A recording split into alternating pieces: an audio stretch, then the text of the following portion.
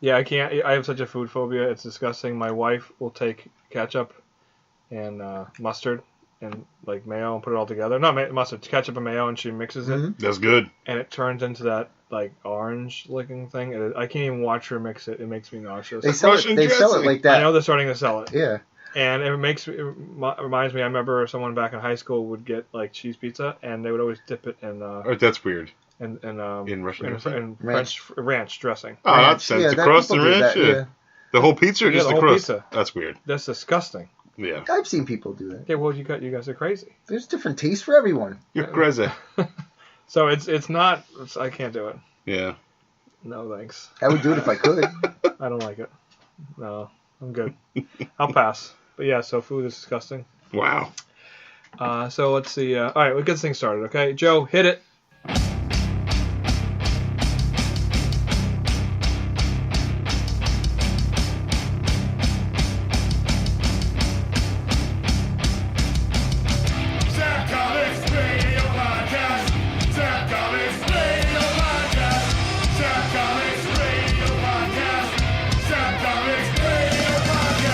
Alright guys, this is Corey, Joe, and Johnny. We're the Zap Comics Radio Podcast. We of course brought to you by Zap Comics in Waynham and Alphen, Jersey, and we're also powered by Lipson. You can find us on Spotify now, which is where most people are finding us, which is really, really cool, and I thank you for that. Wow, when did we get there? A little while ago. Nice. Kind of stumbled across it. I started listening to a podcast. I usually don't listen to podcasts. I listened to the Conan O'Brien one. I really like it because he's just BSing with somebody in the room with him, and they're just talking. It's not like set up like this. So I haven't made it to that yet. I'm not a big podcast person per se to listen to them. So, but anyways, we're just BSing in a room about comics. There you go. I want to talk about the 90s, which we all lived through. Joe, what year were you born? 84. The 90s was big, dude. Okay, you made it through. Because I know I'm an 80s kid, but the first couple years of the 80s, I don't remember. I was little. So. Yeah. Really? I was born in 77, so, I don't remember, 1980. Yeah, I probably do, but I don't remember it, you know what I mean? Like, the 90s was a fun decade.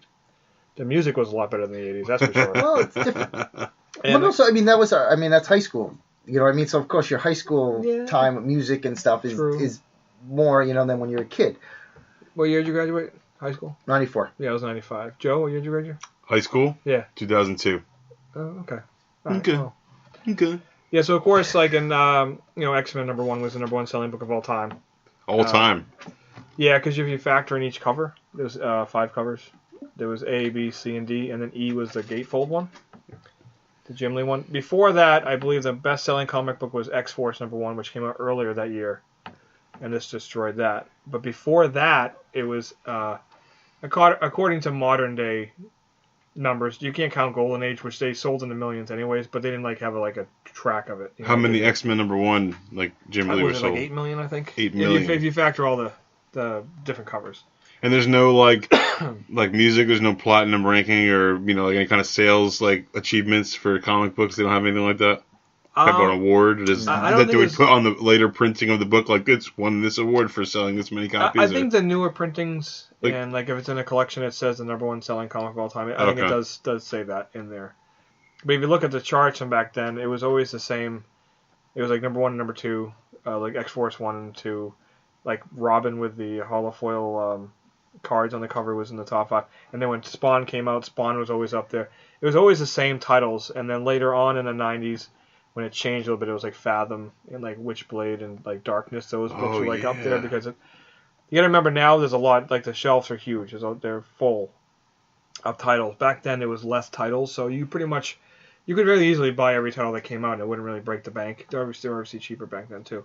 But now it's for our listeners? How much were comics? They were between $1.99, $1.50, right? Like $1.99. And some of the bigger ones were $2.99, but I think it was $2. In 90, 90 was still $1, wasn't it? You were at the dollar price. I got into comics and there was 75 cents. They changed to $1, and they went right up to $1.25 by the late 80s. So was it that quick? Yeah, they moved really quick. Because I remember it was 60 when I got in, and then it quickly went to 75. It was 75 when I first got in. It went up to $1. It went to $1.25, and then it jumped from $1.25 to $2. It never went to $1.50. I don't remember. I don't think it did. So it was like $2 a book. Wow. Throughout the 90s, it went up to $2.50, and then went to $3. And it was at $3 for a long time. And now it's 4 or 5 or 6, or depending on who you're talking to. They really did hang out at 3 for a long time. They did. They hung out for 3 for a while, and which was a good price. I think $5 is a little steep. 4 is maybe, but I don't know if I could pay $5 for a regular size comic book nowadays. It's too much money. So you're saying it jumped 75 cents from $1.25 to $2, and then it went a full $1 after like 10 years, right? Yeah, they had it like 90, 175. 175. Okay, I'm sorry, 175. So, which still wasn't bad. You know, and it jumped. It started jumping. But it's not too. I mean, I went on this thing, Diverse Tech Geek, whatever, and they did a thing on cover price, and then in the 2017 dollars. So that was equivalent to $334 in 2017 dollars. Yeah. So that's still a big. No, it's not bad. It was just kind of cool to have like $20 in your pocket, and you can go and buy like. Well, yeah. 12 bucks. All your books. You know, pretty much all your books. Now it's like 50, 60, 80 bucks. Well, that's like the thing. Like if you had like $20 and it was $1, you got 20 books. It was like, yeah, it was cool. My God. That's crazy. It was awesome. That's why when we have the 50-cent bins at the store, or even the dollar books at the shows, you get a stack of books. You know, like 30 books is $30. It's great. You walk out with the 50-cent ones, you get like 60 books for $30. It's awesome. It's a good feeling walking out with a big stack like that. You feel like you're getting something. So a lot of guys, if you're smart, not smart, but if you want to wait and just collect, say you collect Flash, Superman, and like X-Men, don't buy them when they come out. Wait like 6 months to a year. Go to the shows. You can get them in the bins for like a half price, if not more, because they're already old, and you just buy them that way. But you have to wait for them. But you can do that if you want. But then there might be certain issues you miss out on and stuff like that. But if you do want to just kind of I know we have a customer that comes in May for Free Comic Book Day sale, and our sale in November when we do half off the bin books, and that's when he buys all his books. So he just comes in and he buys every Flash he needs, every Superman he needs, every Wonder Woman, and every detective, whatever it is, from the past year. He buys them all at half price out of the bins, and he's like, I'll come back in May and pick up the other ones. He doesn't care. He's not like, he doesn't need to read it right away. So that's like every show when you go to shows. You can get the new issues of every single like Image, DC, Marvel book of books that weren't the hot sellers, you know, for a fraction of the cost. Yeah, it's crazy. It's nuts. So. The 90s, I remember the rumblings with X-Men coming out, because it was after Spider-Man, and the McFarlane Spider-Man, of course, it was bagged. I don't know why they bagged it. There was nothing in it. You know, there was the gold, silver, the regular cover. Well, yeah, to make it like special. Yeah, but there was nothing in the X-Force. They put a card in, and then the X-Men. I remember it was. They were taking pre-orders. I pre-ordered them at my store. I put them online, and I even bought them the day they came out. I bought like 5 or 10 of each, and then the cover E, which is a gatefold cover, which was a little bit more. I bought like probably 20 copies of that. I remember buying all those, and then Death of Superman was 92, I think, or 93. Did you just say you bought some online? Well, not online. I would mail order. Oh, I'm sorry. I did say online. I probably I would. Oh, I was like, wait a minute. Was there? Did you have internet early? No, I was like, what the hell? No, Corey? they had whatever you'd see the ads in the comics. Well, like Mile High used to always have an ad, and you could write a check or call up, and I would pre-order them with them, and they would mail them to you. So I got I don't know. I don't know why in hindsight and thinking about it, I should have just told my guy I want 20 copies of it, but. You were caught into it. You didn't know how many were going to be out there, and you didn't know. You couldn't like go to a message board or a blog or a Facebook or a Twitter and see what was really going on.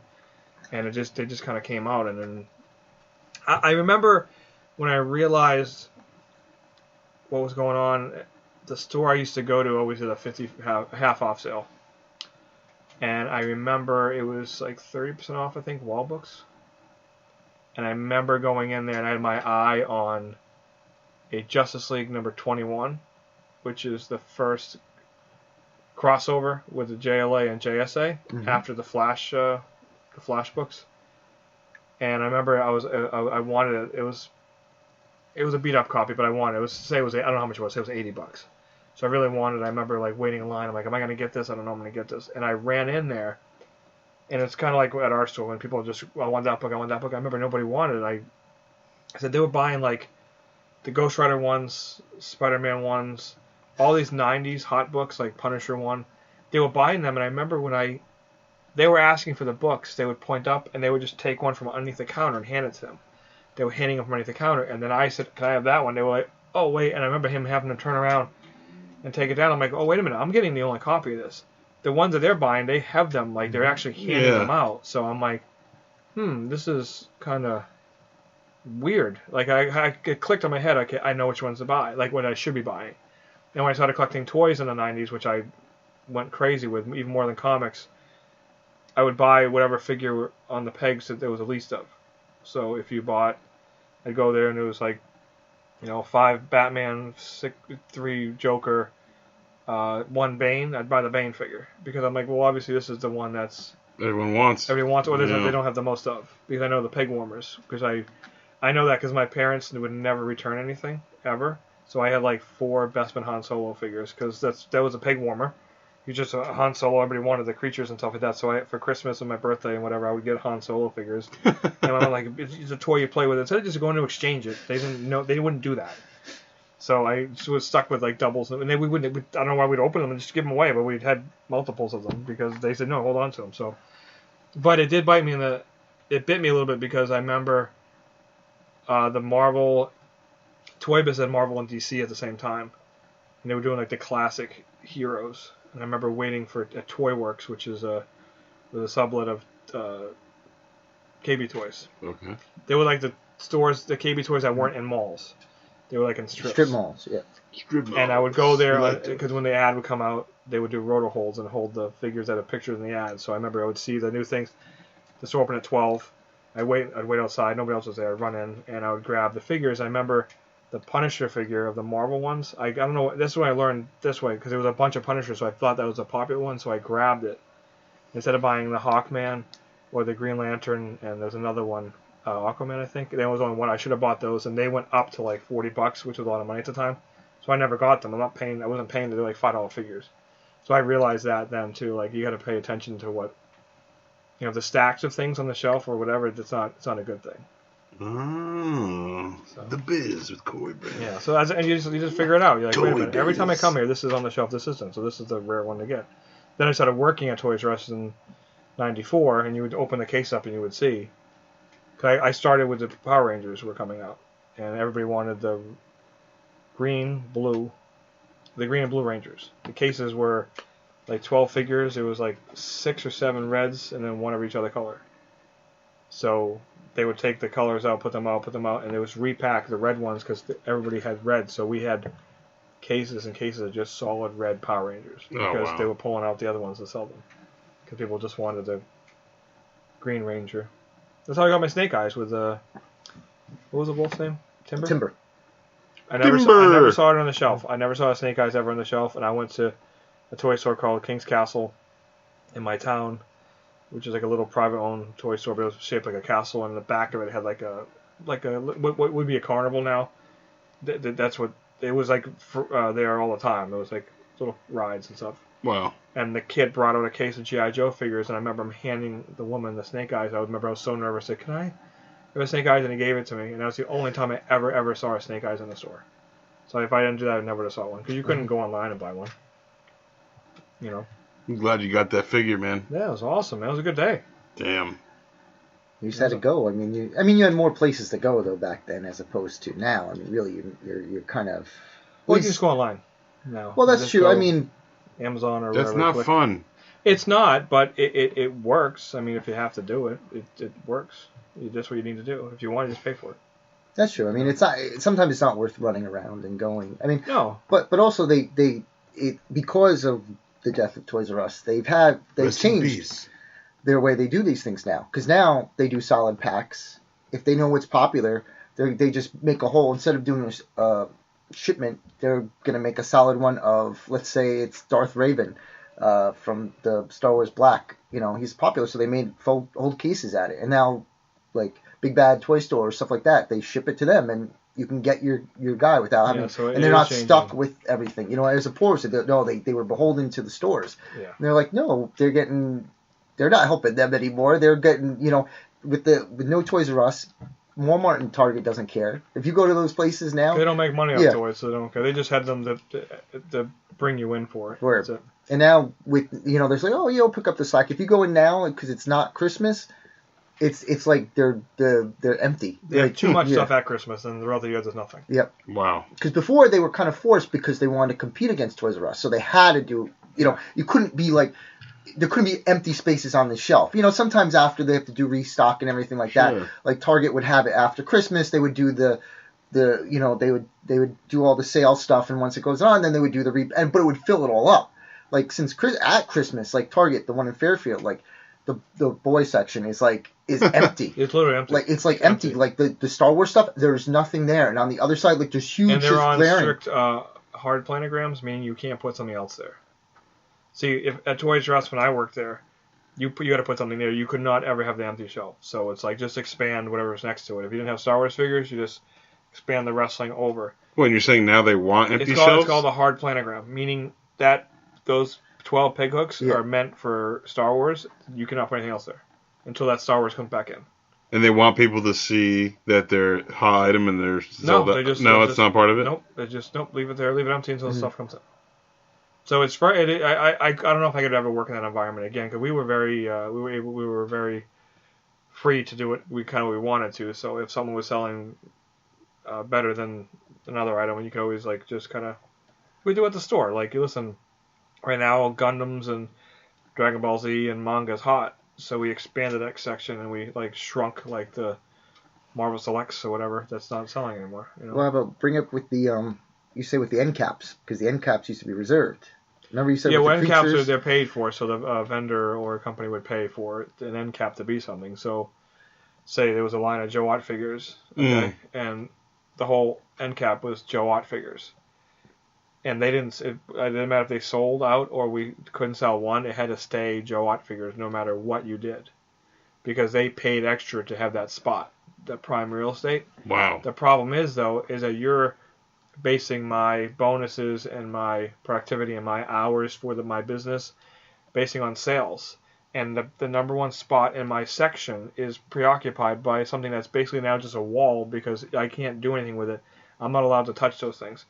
And you're basing me, if I put this item on that, I'll sell triple that, and you won't allow me to do that. So it's like one of those things, like you're not letting me work. What happened if you just did that and broke that? You could get fined, or they can get in trouble. Was there scouts coming out to make sure you didn't? Yeah. Wow. And if they saw that, they call vendors. They'll come in and they'll just they kind of check the signage, or there'll be a sticker they'll put on the box saying win this prize, and they also check inventory. They go upstairs and see what's up there. They kind of report back to the source. You used to see them more at Toys R Us, more than Walmart. There was always Lego reps Target. and Hasbro reps and whatever. They go around, they look up, and then they might just fix it up a little bit, or put extra stuff up they're not supposed to put out. But they would just because of course they want the product out. So that's neat. But to go back to the 90s stuff with the comics, no, it's fine. We kind of because the toy boom came out of that. You took us there. Yeah, the comics was so mainstream and so massively big. You would have everybody knew what Spawn #1 was. Everybody knew what that Death of Superman comic book looked like. They maybe X-Force, Deadpool. They knew what they were. So it's kind of funny now if you look at what's really popular now. They grew out of the 90s, like Deadpool, Cable, Deadpool, Harley Quinn. Yep. Cable came out in the 80s, but he didn't get big until the 90s. You know what I mean? So they're all, that the 90s boom. Spawn is massive. Spawn's about to hit issue 300, and it's huge. Spawn back issues sell like crazy. The #1 issue, even though everybody in the world has it, everybody wants to buy it. It's never goes up. It's been $10 to $15 forever, but everybody buys it. Well, first there's millions of them, but everybody wants one. Everybody wants a Spawn #1. So the first 10 issues of Spawn always sell, because those are the ones that you had when you were a kid, because everybody bought Spawn 1 through 10. Everybody thought Death of Superman and the Black Bat was going to be worth money, and now I think you give them away, right? Zappos for coming in. They still sell for $15. They're nice, clean, if the bag's clean, but there was a time they were going for $100, whatever it was. It was massive, yeah. It was big. Got a clean bag. It was big. Well, you get the armband in there and everything, so it was big. But I know that everybody's the 90s ruined comics, and they almost did. It did collapse. Why is that? What do you mean the 90s ruined comics? Because what happened was they were doing everything short term. So meaning they were when you want something collectible, you don't make it, you don't overproduce it. You kind of just make it limited, just enough to keep everybody happy, but also there's a little buzz around it. If you just keep feeding them and feeding them, it's not a specialty anymore. So what happened was with the 90s, It's different now. Comics are red hot now, and people are like, the speculation market right now is bigger than I've ever seen it. But what they're doing now is they're buying a book now and selling it the same day to get rid of it. In the 90s, people were buying multiple copies, sometimes cases of a book to put away, thinking that, okay, I'm going to sit on this for years and I'm going to pay for my kids' college. No. Because that's what happened with the books from the 60s. Well, that's the difference. But in the 60s, they didn't know there was going to be an explosion, so the print runs were low. But in the 90s... print runs were high, but the people didn't save them. Okay, people didn't care for them, right? Because like you said, like in the Golden Age books were millions, 4 million books. They were recycled for the war bonds. Or people got rid of them, threw them out. They didn't care, it was just something to read. That's the baby boomers who weren't taking care of the books, right? When they would go to the war, the mom or dad would clean out their room and they would just recycle the comics. But also a lot of adults read it because there was a lot of, not that, but illiterate adults. People couldn't read and everything. It was easier to read, and people, like a lot of servicemen, whatever, would get them. That's why they sold millions and millions of these books. But people didn't care. That was disposable it was just stuff. Paper. You know what I mean? Like paper. Yeah. So you're saying in the 90s they thought it was going to be like the second coming of comics? No. The 90s, the publishers were making you think that's what's going to happen. So they were. So people were stocking up. Oh, I better hold on to these because this could happen again like the 60s. But no, it did not. It's not just that. I always put it to when Batman came out. Batman in '89. When there wasn't really, Superman was from the 70s, and there was stuff, but like the last ones, Superman 3 and 4 stunk. So that was 10, 11 years later. Yeah, before, and there was never anything. Superman was 78, right? Well, yeah. And Batman was 89. So that was like it was a while since anything, that was a long time. So they had, when that came out, they started doing the things like, oh, the new Batman's coming out. It's not going to be campy like the Adam West one. But then they started doing like articles and news things about comic books. And right before that, too, was the Dark Knight Returns and Watchmen. Well, yeah. That kind of made the comics grow up. Okay. And then now here was a movie for those grown-ups. But that's the thing. Way to grow up. But that's what focus brought it into the mainstream. Yes. And then they started talking about, well, it wasn't acceptable because now it's all right to read comic books. But at the time, the only reason it was okay was they were like, oh, look at these things. They're worth hundreds of dollars, these books. And then people were like, it's fine art now. Exactly. Yeah. Well, not even that. No, it's worth money. So it's okay to collect because it's worth money. It wasn't because you can read or enjoy it. It's because it's worth money. And then that's what got in people's head. Because they're like, oh, so people thought, well, now I can buy these books now and it's a first one. Like this one was a first one and it'll be hundreds of bucks. But it was a different dynamic. Like you said, it's all supply and demand. If you have a million and I remember Ben it, telling me stories about when he wasn't open yet. He was doing shows in the early 90s. And like you would go to a show, it was a 3-day show on Friday, and they would have, you could buy Spawn by the case. There was like somebody would stack them like a huge pyramid of cases of Spawn #1. And you could just buy it by the case. How much is a case of Spawn? And then by Sunday, they were all gone. Wow. You could buy cases of comics. And what did people do with it? They held on to it for 15 years? No, they held on to it for like 6 months, a couple of years, and then they brought it to the store that said, buy this, it's going to be worth money. A year or two later, instead of ready to sell these, they go, yeah, that just, we don't want them. They're like, what do you mean you don't want them? And that's when it fell because everybody left at the same time. Mm-hmm. Baseball cards happened the same exact thing. Oh. But I got into baseball cards in 1987. That was the most produced card set like ever. They produced so much of that because that boom was so big. It got me into sports. I wasn't into sports before that. That opened up my eyes to everything, and it killed it. Like it just people were buying because everybody was like loading up because the Mickey Mantle cards were going for Ted Williams cards were going for mad money. So people were buying up, speculating on these rookies who didn't mount anything, and they were buying up thousands and thousands of these cards. And you go to the card shows, and they would have just stacks of them. It was nuts. It was nuts. It was like, but you were buying them now. Like you wanted to sell them now. Like the distributor wanted to sell them now, and they didn't care. They were just like, listen, there's only so much of this oil in this reservoir for like if you milk it, like do it correctly, and you kind of just slowly wean it out, you can last 100 years, and they would sell it all in 1 year. It's like, you just killed the whole thing. Now it's gone. Like we know, just only sell like 100 gallons a year, not all, 10,000. You know what I mean? So they just kept pumping it out. That's what they did with comics, and they didn't care because the money was just coming in so fast. They didn't care. And then Image happened, which was cool. It was awesome. It was revolutionary. That was even worse because then it was like, the book's gonna come out on time, and people were just like, the stories weren't good, but the art was pretty, and they were just throwing money at it. And then the next thing you know, boom, it was like gone. It was no like. It is now with merchandise with shirts, hats, socks, movies. It wasn't like that. It is now. It was around, but not how it is now. Like now, you go into Macy's, JCPenney, Target, Walmart, just racks and racks of superhero shirts. It wasn't like that back in the day. You had to get them at like a specialty shop. Yeah. You might get a Batman shirt at like a Bradley's or something like that, but if you wanted like a cool shirt, you had to find it at a comic book store to show. Now it seems like the big box stores are the places you go to buy comic book T-shirts and you stuff. see the same shirt everywhere. Like Target, I love Target shirts. I'll buy like you got one right now. I'll buy one there. Like I've had the Pac-Man one. Johnny has the same Pac-Man shirt I've had for like at least 10 years. I wear it all the time. It's, Yeah. It is what it is. And actually, a funny story is back in 1999 when Hot Topic first popped up, they had old school Ninja Turtle shirts, like Eastman Laird ones I like, and I bought all of them. Like they had like 5 different types, so I bought them all in black and all in yellow. And I just put them in a bag and put them away. Why? I don't know. Why wouldn't I put a shirt on? It's stupid. But I wanted to collect it. Have you ever worn them? I got extra larges, which I wasn't extra large at the time. I was like a medium. But you is now. Like a week ago, I had all my stuff in my friend's basement, so I'm starting to bring the stuff out.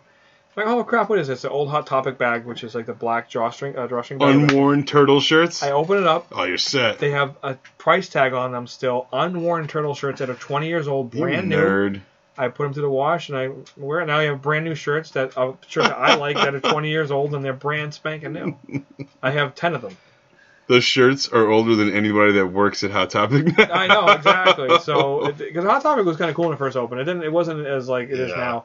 It was like all metal type stuff. It was cool. Now it's all like now it's an FYE. Yeah, which obviously it kind of had to survive. There ain't really too many stores like that. So if you go to a mall and there's a Hot Topic in there, that's where you're gonna maybe get toys when I was younger, or something. The Hot Topic, we got all the Nine Inch Nails shirt, your Rage Against the Machine shirt. Yeah. Melvin's helmet, I was finding Megadeth and Gwar shirts at Hot Topic. Yeah. But yeah, I swear to God. No, but that's what you got back in the day. It was cool, and you could hear it change. It kind of changed to punk, and now I don't know what it is. Well, they have a lot of like pop culture stuff now. They have a big like women's section. Riverdale has a line. The Disney stuff that they sell. Like they have Harry Potter. It's mostly licensed. It's honestly tons of comic book stuff in the Hot Topic now, which used to be a music, and it still. It still has ties to the current music scenes, but not many, and it's really just the most general stuff that's in there. It's really like a giant pop culture store. No, it is, and you need that. I can't stand I guess fans like that are like, oh, you see the guy has a Batman shirt on. What's the first appearance of Batman? Batman #1. Wrong. I'm like, listen, I'm very opposite that. I'm like, listen, everybody opens up the door to something new at some point in their life. It doesn't mean they have to be born. Like, you're not just born with it in your head. Like, you, as that fan, you learned it somewhere. Oh, yeah. How about you embrace them? Like, do you like Batman? Here, if you really like this movie, here, read this book. Open it up to them. Like, tell them what the first appearance was. Don't make fun of them. Like, how do you all of a sudden, like, oh, guess what? I saw this new show yesterday. I watched this new movie. Oh, yeah, really? What was the actor that played the guy in the back of the car? I don't know. You didn't like the movie. It's like, what are you talking about? It's a study that you can't just enjoy the movie? Seriously. Like, I can't stand those diehards that are like, you're not a real fan. Everybody's a fan. You can be a fan and you can just casually watch it, or you can be like a fan who just all they do is watch it. It's all the same. You don't get a medal. You don't get a medal because you know more than me about. No, you don't. About Batman or whatever it might be. Stop. You just get to be a jerk about it. Yeah, just stop. Just enjoy it. What Bat books were popular in the 90s? Like, I can't even think of. I can only think of X-Men books in my head for the 90s. It was Batman and Detective. Okay. The two, but they also would do like the sort of Azrael. Long Halloween was coming out. That was later in the 90s. That was later. But they would do like one shots. Robin was big. He had this mini series with the holofoil covers, like the cards of holofoils. But my question, but what was bigger, the X-Men stuff or the DC stuff? In the early 90s, it was DC because Death of Superman. Death of Superman came out after X-Men. Well, but it was kind of Batman. The X-Men stuff took over the whole world. Superman sold because that's Superman and Superman 500 when he came back. And then everything kind of whatever. Batman was big 497 where he breaks his back. Yeah, the Nightfall stuff. The Nightfall stuff. Okay, Nightfall. And then sort of Azrael, and when Azrael became Batman was big. So like all the top selling books were very easy to pick out. It was either like the Batman, Detective, Robin, like a specialized book. The Batman Spawn book was like #1. Like All that stuff was big. They did the Marvel DC crossovers in the early 90s. Those Yep. were the big books. It was and everybody bought them because you just bought it because it was like there wasn't as much to choose from. So everybody, even if you weren't into it, you bought those books. Everybody had those books. Oh, yeah. So when we get collections in a lot from people like my age, it's the same books. It's always the same books. They all have the same books. Every one of them. The X-Men books were big. I was buying them at Zap on Hamburg Turnpike back in the day, 93, 94. That's when I think of the 90s, like for me, because I was just about 9 and 10. You know, we'd go, I'd get my hair trimmed, and then pop over to Zap and get whatever books. And it was always, it was a crisis, an extinction agenda, or Executioner's song. It was like it went on forever and ever. You remember they had the little holographic 3D cards on each cover, and they were all polybag. It was like a real big project, and that was like one of the first stories I had seen that had so many crossovers and tie-ins. Now that's like such a normal thing, but back then it was like, this is gonna be involved. This is gonna be. I have to rake a lot of leaves to save money to get these books because it was a lot of crossover. Yeah, and the biggest books were those X-Men when the Onslaught books and whatever, but then the mid to late 90s it crashed. I think 96 it crashed bad, really bad. And that's when they relaunched Spider-Man and they did the Heroes Reborn, the Heroes Return, and they brought back. That's later 90s, right? Yeah, it's like 95, 96. That's when Captain America's jacked, like Captain America Heroes Reborn, and they all look like freaking super. And that's when a lot of stores disappeared because the baseball card market was gone, the comic book market was gone. And all of them disappeared, and Pokemon is what saved most stores because in '96, Pokemon came roaring in. Yeah. I remember hearing about it for months before it hit us. It was like, this thing from Japan is coming, and it's going to change your world. The games hit, the toys hit, and then that saved it. And then that died around 2000. But by then, comics were a little bit stronger, and they did pretty well until like 2006, 2007ish. It kind of died a little bit, and then it popped back up again. But yeah, the comics went from like the biggest thing ever in the early 90s to the worst part ever in the late 90s. And Pokemon saved a lot of stores. And now here we are 20 years later, and there's room in the market for both of them now because Pokemon is coming back. I think they're about to take over, dominate everything again. Pokemon, like Detective Pikachu came out, it was phenomenal. I loved it. It was really very well done. I thought it was fantastic. The phone game, the Switch games, I'm just saying they're... And then there's a new game in the fall. Like anytime a new release game is like a brand new game comes out, and this is going to be the first one that's not on a handheld, even though the Switch kind of is. I mean, Let's Go Eevee and Pikachu was just a rehash of the first one. This is going to be the first brand new game, and it's not going to be on like the Game Boy type console. So it's going to be interesting to see, but it's massive. I mean, Pokemon is massive. Do you think that it will take away from the spotlight of like Endgame and Spider-Man and like all this stuff, because that is huge. That's as big as I've seen it. The movies really bolster stuff, and you've told me from tales from the store that it really does bring people in. People are more interested in like Guardians, so they might not have been before. It's very easy. There's certain time that's very easy. Like Watchmen was the biggest one I ever saw because it was just one story. So like you could just. I want to watch from here. This is it. So you just hand on the book, and that's all you need to read. Infinity War was tricky because people are like, "Oh, Infinity War." I'm like, "Okay, read Infinity Gauntlet." But like, what's Infinity War? It has nothing to do with the movie. No. So they were very confused. Like, wait a minute, what? Mm-hmm. Like, so you kind of had to explain it to them. Like, this is it. Like, even though that's called Infinity War, the movie's based on this book. So you kind of had to sway them a little bit or put them in the right direction. The first Spider-Man that ever came out with the Tobey Maguire, that was pretty big as far as that. I think the next big shift you're going to see is when, because I know the next batch of movies is like Black Panther 2, Captain Marvel 2, all this stuff. When you see the next wave come in, especially when it's going to be kind of steady, I think. Yeah. Until you see the Fox stuff come in. When they relaunch X-Men, because people forget like how as big as Avengers is, like Endgame and Infinity War and all these X-Men had it first, X-Men's bigger than all that combined. X-Men is massive. Plus it's just sitting there waiting to be like, it's ready to be spit out from its own mother's mouth. Like it's been sitting over at the stepmom's mouth for a while. It's back home. They want to bring it back and put it in the cradle with all the other babies. And when they bring it out, it's going to be fresh because they're going to let all that stuff go away and focus on Eternals. But it just depends if people are going to be done, because they actively were tamping it down, Marvel, and the things instead of like in the books too. I mean, I know who's doing it. He's bringing it back. Yeah, he's bringing it back, but still, I mean, it hasn't been great for a long time. I know, but I think the movie is it'll be bigger than the Avengers. What's the thing? A lot of people have, people have nostalgia for Cap and stuff, and people even older than you guys, but like people my age and younger, like those X-Men books in the 90s. The X-Men animated series. Mm-hmm. A lot of people knew X-Men at my age before like Avengers and stuff. There's just a lot of. I wasn't into the Avengers when I was a kid. When I was a kid, the Avengers, it wasn't the core guys. There was. But that was always the Avengers. The Avengers were always the B people. Yeah, I was. It was X-Men. X-Men was the book. X-Men was like the mecca. So like this future success of these new X-Men movies and whatnot, it really does come. It is thrust from the original, these 90s books. That is when it was most popular. That's what most people identify with. When you think of the X-Men, I'm saying for like my generation and later, we're not thinking about like Angel and Marvel Girl. I'm thinking about Wolverine, thinking about Psylocke, Jubilee. You know what I'm saying? People that were popular in the comics and the cartoon at the time. We don't have those movies really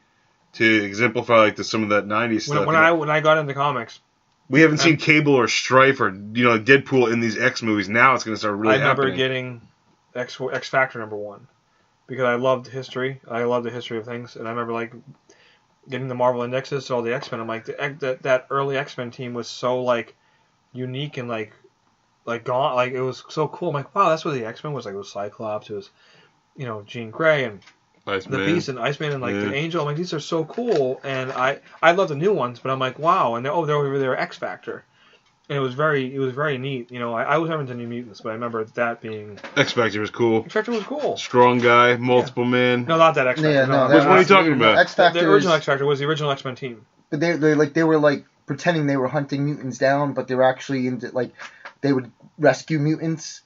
See, this is our slight generational thing here, because when you say X Factor, I'm thinking of the team that you think is probably lame, but I thought it was awesome. 85, 86. Yeah. Okay, I'm thinking of the same realm as 92, 93. And they brought in the new team type stuff, and that's the stuff you know. Yeah. The Larry Strowman stuff. Yes. Well, those other guys came back to X-Men. The Cyclops and all them. Yeah. Okay. But But you were talking too. X-Men was huge in the 80s. It was massive. Yeah, it was Claremont and Burns. It was just like it was never really Joe, like. a trivia question. Do you know the one book that was able to outsell X-Men? The one title that outsold X-Men at X-Men's peak in the 80s? Is it? Well, I don't know. I'm not even gonna guess. It's a DC book. It's a DC book. Yeah. In the 80s? In the 80s, when X-Men was massive, like the Machine X-Men was, there was one DC book that kind of came up, and that for a while was outselling it. Can't even begin to guess, bro. The Wolfman Perez New Teen Titans. Okay, New Teen Titans. Massive. And the one book that outsold Superman in the 40s? What? You should know this. I don't. Captain Marvel. Captain Marvel. Mm-hmm. So and then DC kept suing them.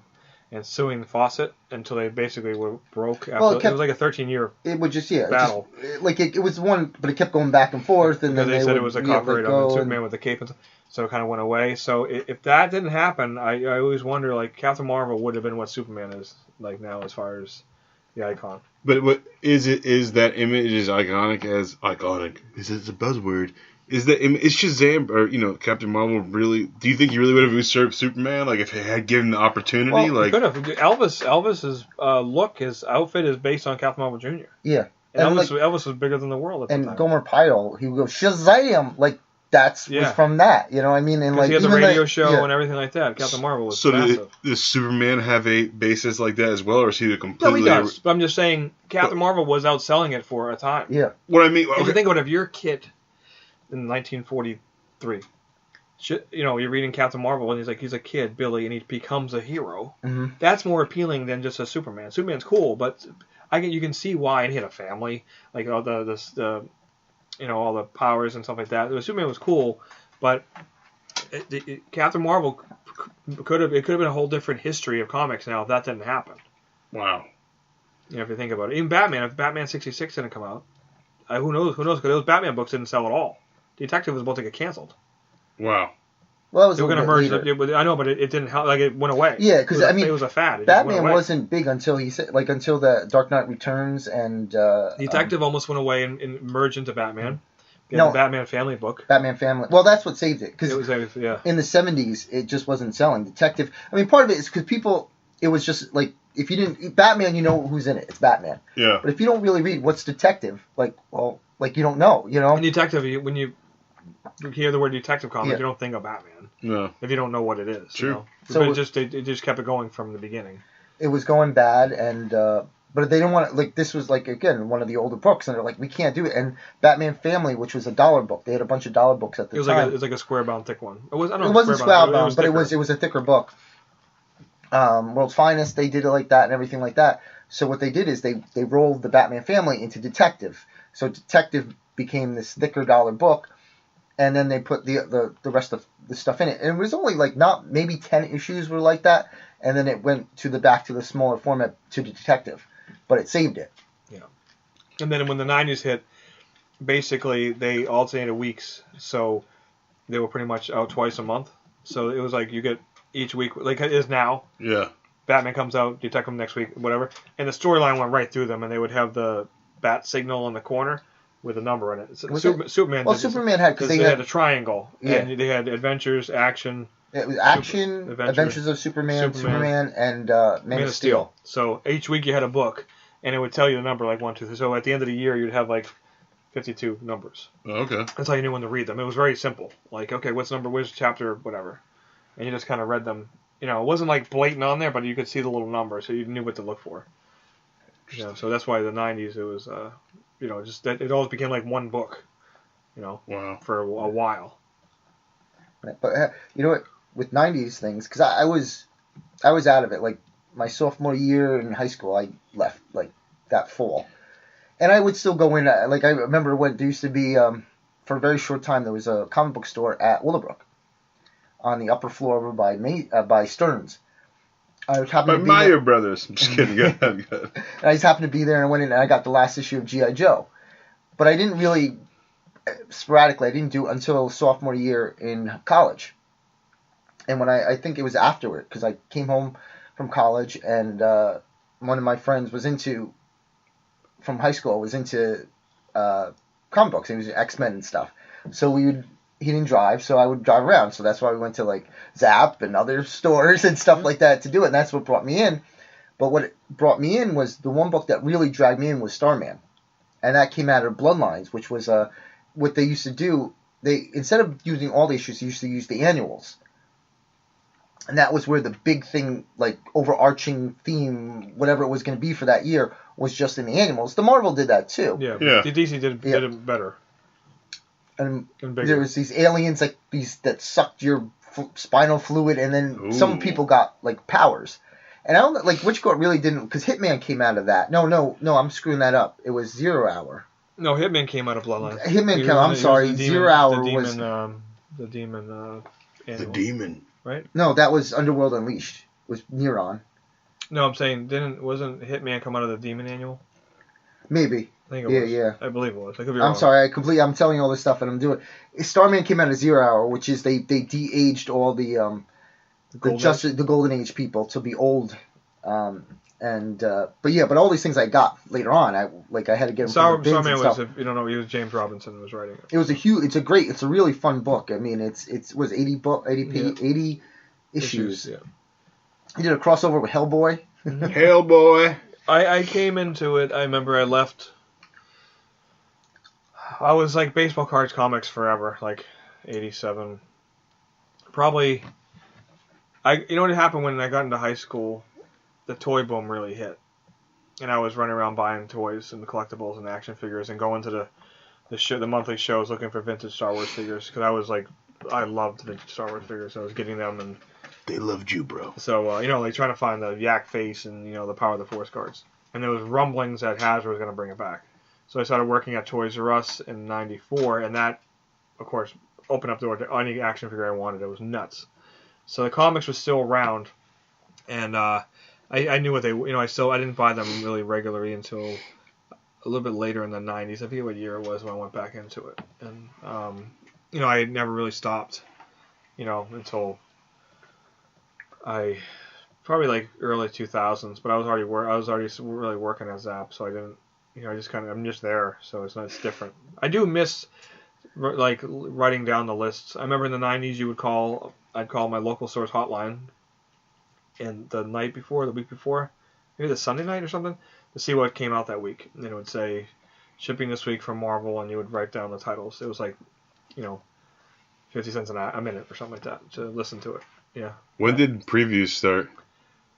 Well, there was probably a smaller version. There was 3 distributors in the 80s, 90s. What happened to the other 2? They got eaten by the big one? No. That's why. That was the whole thing. That's why it became a monopoly, but it was an accident. They just both went out on their own. What? And Diamond was the only one standing. What year are we talking about? Mid-90s. Yeah, that was a poor choice. Well, what happened was... It's weird. They was like, oh, there's a monopoly. It's like, no, it's not. It's just, it happened. There was multiple distributors everywhere. Yeah.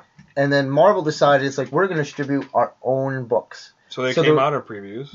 They had their own book. They went to Heroes World, which is a distributor in New Jersey. But the problem is, they weren't capable of doing all those books. It was like a regional one as opposed to doing everything. So everybody decided, well, we're going to go to one place. So DC went to Diamond. And then other ones, so basically they all kind of just said, okay, we'll go to Diamond. And then when the other thing fell apart, Marvel was like, okay, we'll go to Diamond. And that's how we have just Diamond. Yeah. I just learned something, everybody at home. I was under the impression it's something completely different. No, it's not like Diamond went around and do it. It's one of those things where it's not... it's not going to work if you try and do it on your own. So they they naturally became the monopolized giant that distributes every book now? Yeah, and then Diamond was in trouble, and what saved them was your little book called Walking Dead. Oh, yes. Because they have the exclusive rights to Walking Dead trades anywhere.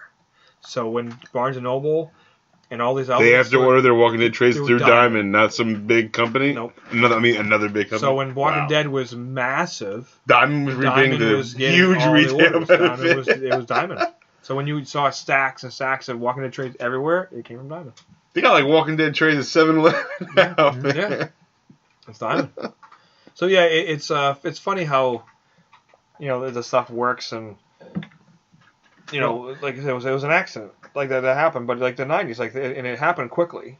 Yeah, but also things closing and opening up, and boom, But the one other thing with Marvel, because without the toys, because Toy Biz had all the action figures, all the 3 3/4 one, KB, and all those ones, they were going out. So Toy Biz bought Marvel. So they're actually the company that is Marvel now is actually Toy Biz. Wow. You're saying they bought a license, or they bought... They bought Marvel. They saved Marvel. Marvel was bankrupt. So basically, it's Marvel now, but it was... Marvel about to go under. The company Toy Biz. They went bankrupt. Wow. As a matter of fact, the Silver Surfer cartoon that was on... What year was that? 96? It sucked. It was really good. On Fox? I don't remember. I'm just kidding. It was really good. Way to kill the vibe in the whole show. This is great. I don't know. Anyways, it was really well done. It was on Fox, and it was going through the motion. It was really good, and the Marvel went bankrupt, and they immediately canceled the show. So it never had like an ending. I'm like, oh, it was so good, but they canceled it just because even though the ratings were good, they canceled it because Marvel went bankrupt, and it changed everything. Wow, how times have changed. Crazy. It's not. Well, actually, no. Well, they're not anymore because Disney owns Marvel now, but that's who. Disney owns them now, but that wasn't because Marvel was going bankrupt. That's because Disney's got a lot of money. Well, they bought it. Disney bought it for one reason, for the boys' aisles, because Disney always had trouble selling items to the boys, because the problem is everybody knows who Mickey Mouse is, but Mickey Mouse is for like babies, toddlers. Yeah. And then that's done. For baby toys. Kids and adults. Yeah, but they don't buy... But like young... Yeah, like... Kids. So they had nothing... But they had tons of Disney princesses, which was awesome. They can license that to anything. The whole aisles of Disney princesses and stuff like that. So they wanted boys' toys. That's why they kept making Cars movies. Because Cars had the die-cast Cars, which you go to any Walmart, there's aisles of it. Boys love Cars, the movie. So they got Marvel. They got all the superheroes. And they made Cars of the Marvel people. So if you go to the early Disney stores, it was just Disney. It was like Winnie the Pooh, whatever. There was no cool stuff. Now half of it is Marvel heroes.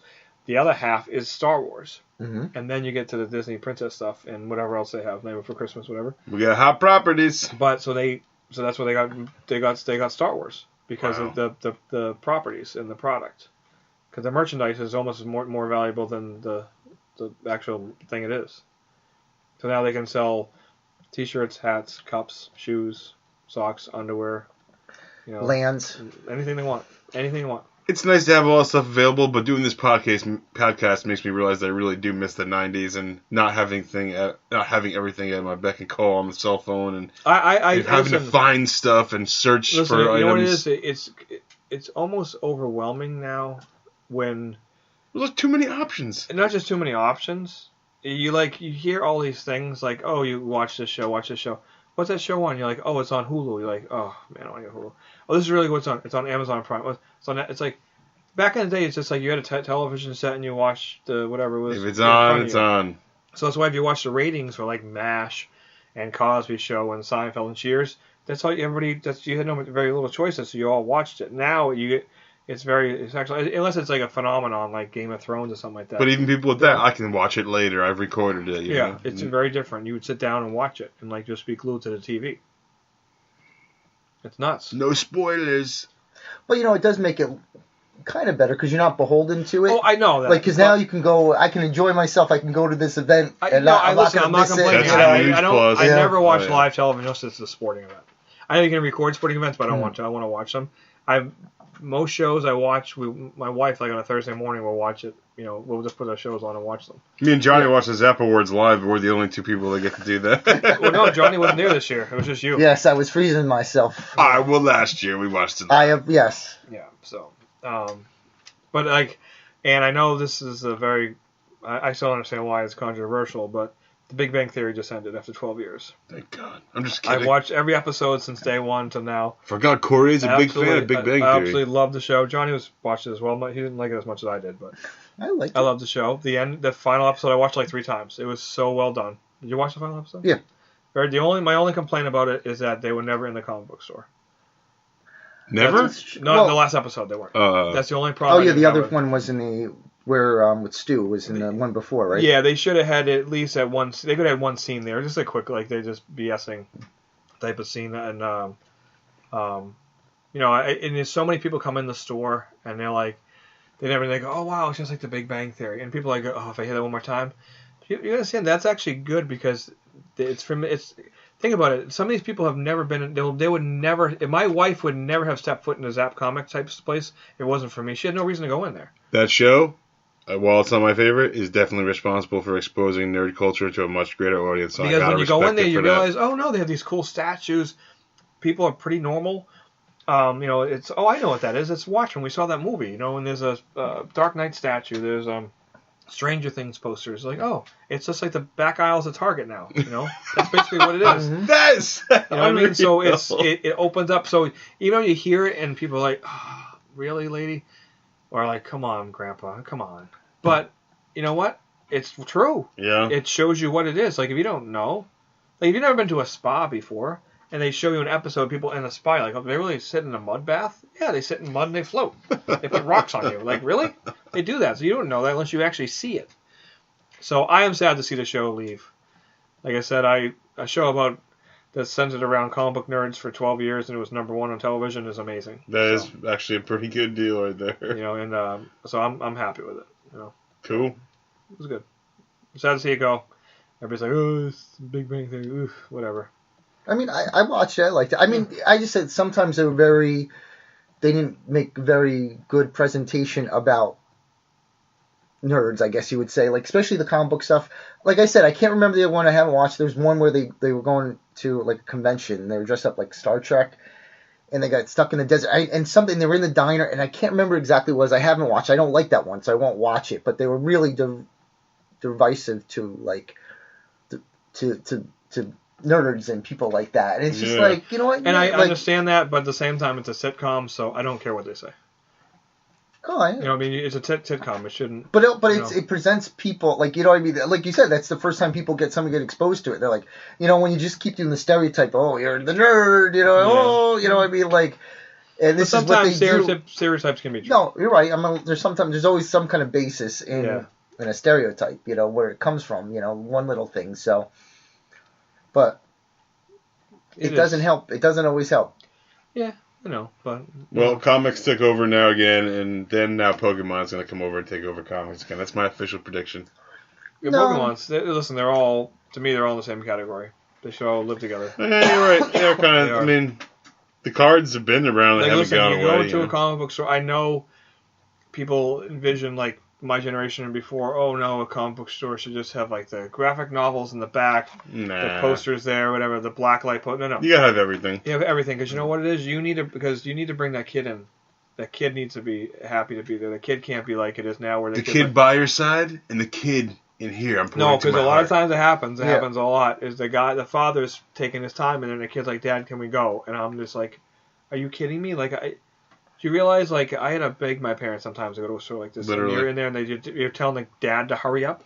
Really? I grew up in garages and bars and drag racing and car shows, and I was bored out of my mind. To think that I could be in the store with my dad. Are you kidding me?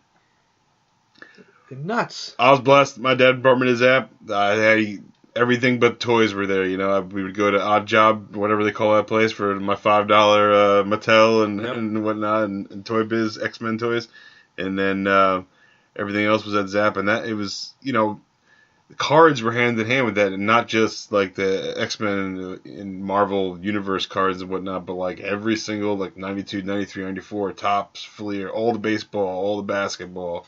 And buying packs was fun. That was a cool thing. It was the earliest form of gambling that a child can do. And we didn't have cards with little pieces of uniform on them in the 90s, but we did have cool holograms and other stuff. Dude, the 90s Marvel cards were awesome because the first set or two, they looked exactly how they are. They were very classic, standard looking, which is why a lot of the old school Marvel Legends still hold up because it's just a classic looking. It looks like that. It's not like, oh, it's a movie version. It looks like that. They had the stats on the back, like the power.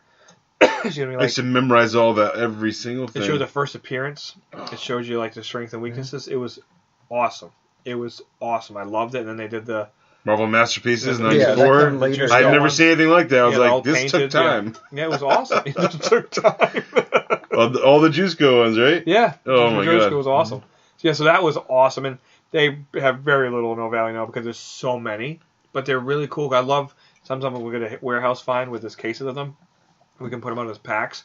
People are like, dude, I can't believe I'm buying these packs. They don't care. They just want to open up, because the packs were like that stretchy, plastic, you almost like you can put your fingerprints in them if you push it hard enough. Yeah, it was that plastic. That plastic stuff. It was just fun. It was just so. It was fun. And you could, you get the sets. You could buy a box and just go crazy with it. Well, was it last week? I was looking in the case and they had old Star Wars packs, Return of the Jedi cards from 1983. Oh my god! And mind you, if you don't know, Johnny is a dentist, which also means he's a doctor. Okay, but he's a dentist, which is a doctor of the teeth. Okay, he had the gum. And he was asking me if it's safe to eat. No, I was saying if I should. I was like. So the store is full. It's a busy day. It's full. I said, Johnny, you are a doctor and a dentist, okay? And you're asking me if this is safe for you. Well, I was trying to. Are you kidding me? Put it in my head. I was trying to kind of psych myself. I'm like, is this worth? And he didn't do it. Worth doing as a dare kind of thing. Definitely was worth it, Johnny. But the thing is, nobody was daring him. He was going to do it himself. Nobody was like, eat it. So. Because I was like, I miss those. Those were the best things about the carbs. You got the gum, and it's like that breaks in your mouth, and the powder and stuff. But then I looked it up, and I'm like... Yeah, but then they got smart, because when I went back into cards a little bit in the early 2000s, the gum came in like a... Yeah, we're separate. Yeah. It was soft, which felt fresh, but there was just something about that. Well, that was the thing. It would crunch, and then you would... the powder. Yeah, and it would be like so tiny, you just swallow it. It was funny. I was watching? They did a documentary about the Garbage Pail Kids, and actually it was by Goldberg. Adam Goldberg did it from Goldberg. What was it on? Oh, okay. It was on one of it was. Was it Netflix? Yeah, one of the things you could I forget which one it was on, but they would say it was in Brooklyn or something where the factory was, whatever. And they said if you walked along the street, it'd be like snowing. It's all the sugar. from the gum thing, and you could taste it in the air coming out. That's awesome. Nice. Yeah, so that I Garbage Pail Kids, I went nuts. I mean, I know it was the 80s, but I remember buying boxes of them. Like, I'd go to the store and they'd buy up the whole box. So, I wanted the box, too, you know. Well, Garbage and the Wacky Packs I liked, too, at the time. Wacky Packs, I didn't care. The Garbage Pail Kids. It was the Garbage Pail Kids are bust for me. I didn't care. Garbage Pail Kid, Joe. You're a Garbage Pail Kid. I am a Garbage Pail Kid, absolutely. You literally are. Yeah, Joe Blow, right? Yeah. Or they probably got a better one. They got nothing to do with that. I fell in love with a girl at Zap when I was 10 years old, but I couldn't have her until I was much older. Her name is Lady Death, bro. Lady Death. That's the only difference between me now at the comic store and 94 at Zap, is that in 94... I was buying X-Men and looking out of the corner of my eye at Lady Death, and now I just buy the Lady Death, and I'm like looking at the X-Men like, I'm not buying that. Are you kidding me? It's just lame. Oh, you have to bleep out my curse, Dave. Sorry. It was Lady Death. Purgatory. It was like Purgatory, Evil Ernie. Chaos Comics was huge, yes, and I was like, "This is great." I'm like, "I'm only 10, so I really can't pull the Lady Death." Helena, what was her name? Helena, yep. Because we still have the action figures. Evangeline, yep. Well, that's what I think. Yeah, all those the Image. What do they call it?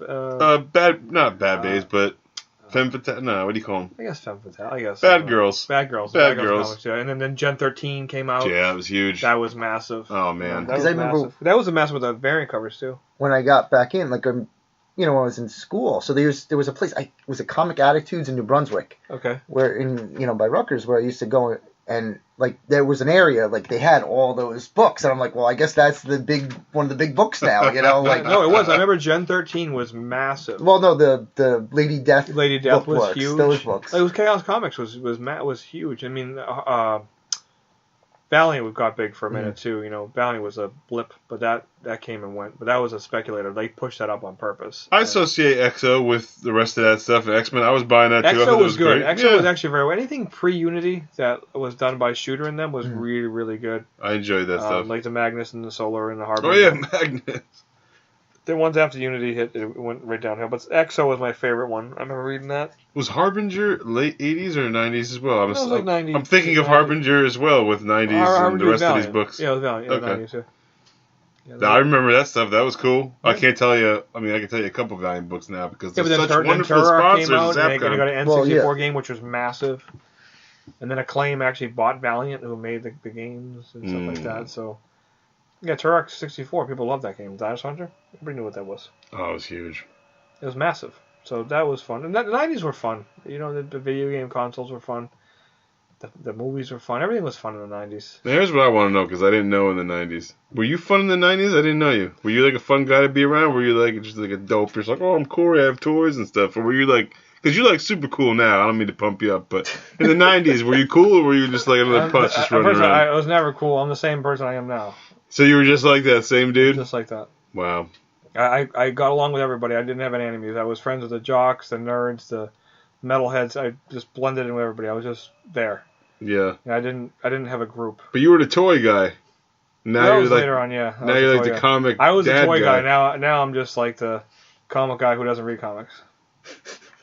I'm glad that you can say that. That's pretty good. I like that. Because you know why I don't read? Because I have to sit down to read. If I sit down to read, I'll fall asleep. So, do it on the toilet like me, dude. I don't. Oh, first off, this is what I want to get into. If I ever, I know you will do this, and you probably have. You might not. If I ever call you and you're in that little box sitting on that bowl, do not answer the phone. We've done this already. Because I hate that. You can hear the echo. I hate that. So don't. Just text me or just call me back when you're done. We could be taking a bath. That's an efficient time to get things done. So I will take a phone call, read a comic book. You do whatever you want. I don't want to know. Okay. Either way, if I sit down, I will fall asleep. It's a dirty job, but Corey's got to do it. No, I don't want to do it. You're the one not? It's disgusting. Oh. I don't care what you do. Just leave me alone. Because the other night, it's actually this morning. Yeah. I only need to sleep like 5-hour window. That's all I need. I'm good. Insanity. Okay? How many hours do you need to sleep, Johnny? He's about the same. 5? I sleep from like 12 to 5 or 1 to 6. That's like my window. I played a show last night. Didn't get home till 3. I slept for 4.5 hours, and I could barely function today. Okay, so anyways, I had a lot of stuff to do last night. So I said, okay, My daughter wanted me to lay next to her, so she fell asleep. I said, okay, whatever. It's like 8:30. I laid down. I fell asleep. No big deal.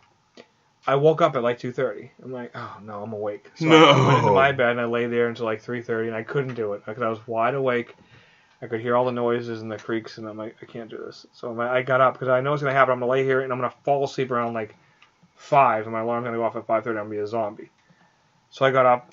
I'm downstairs doing whatever, let my dog out, and I'm in the kitchen. I'm going to go in the basement and work on some books. And I hear someone down the stairs. So I'm like, okay, it's probably my wife. It might be one of my kids, whatever. So I'm in the kitchen. I'm just eating a Starburst because I'm like just. So my wife's like, what are you doing? And I'm like, I don't know. I couldn't sleep. She's like, and then she's like, why you have a mouthful of Starburst at 3:30 in the morning? I'm like, why does it matter what I'm eating? I'm like, I'm just grabbing like a. I'm a guy. I'm just grabbing something. I'm eating Starburst. I'm gonna go downstairs. She's like, go back to bed. I'm like, I can't. I'm awake. So I've been awake. Then I went to the warehouse at like 5.